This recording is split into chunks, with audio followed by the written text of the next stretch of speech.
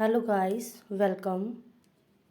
आज हम कक्षा 12वीं खंड खा जिसकी फर्स्ट कविता है यशोधरा का वीरे गीत। उनके कवि हैं मैथिली शरण गुप्त। उनका आज हम कवि परिचय जानेंगे। आज हम उनके बारे में जानेंगे। उनका पहले हमने जीवन परिचय देना है। राष्ट्रकवि मैथिली शरण गुप्त का जन्म झांसी जिले के चिरंगाम नामक स्थान पर 3 अगस्त 1886 ईस्वी में हुआ। इनके जो पिता थे वो एक सेठ थे। इनका नाम रामचरण गुप्त और माताजी का नाम काशीबाई था।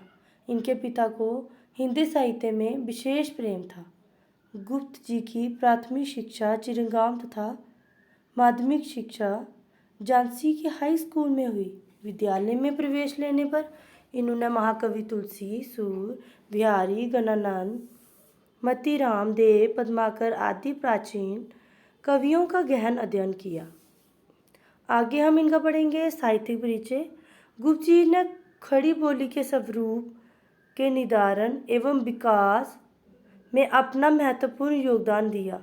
इनकी कविता में देश विदेश की भक्ति एवं राष्ट्र प्रेम की भावना होने के कारण हिंदी संसार ने इन्हें राष्ट्र कवि का सम्मान भी दिया। माँ भारती का ये साधक 12 दिसंबर सन 1964 को परलोकवासी हो गया। आगे हम इनकी पढ़ेंगे काव्य रचनाएं। गुप्त जी ने लगभग 40 मौलिक काव्य ग्रंथों में भारत भारती, रंग में भंग, जयद्रथ, पंचवटी, झंकार, साकेत, यशोधरा, द्वापर, जय भारत, विष्णु प्रिया आदि उल्लेखनीय हैं। हिंदी साहित्य में इनका स्थान, गुप्त जी का हिंदी साहित्य में बहुत विशेष स्थान रहा है।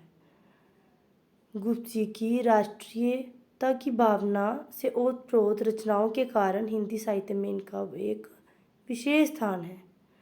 राष्ट्रीय भावना, राजनीतिक स्तर पर, सामाजिक स्तर पर गुप्त जी गांधीवादी एवं राष्ट्रवादी थे। उनके हृदय में देश और जाति के प्रति बहुत अधिक सम्मान की भावना थी। सामाजिकता, गुप्त जी की कवि दृष्टि समाज के सभी अंगों पर गई। नारी के प्रति दृष्टिकोण, गुप्त जी ने अपने काव्य के माध्यम से पाठक के मन को छू लेने में सफलता प्राप्त की है। अब जो पहली कविता यशोधरा है, यशोधरा में जो सिद्धार्थ की पत्नी के वीर वर्णन पर विशेष ध्यान मैथिली शरण गुप्त जी ने दिया है। प्राकृतिक चित्रण, गुप्त जी प्रकृति के चतुर चितेरी हैं। इन्होंने प्रकृति का अनेक रूपों में अंकन किया है।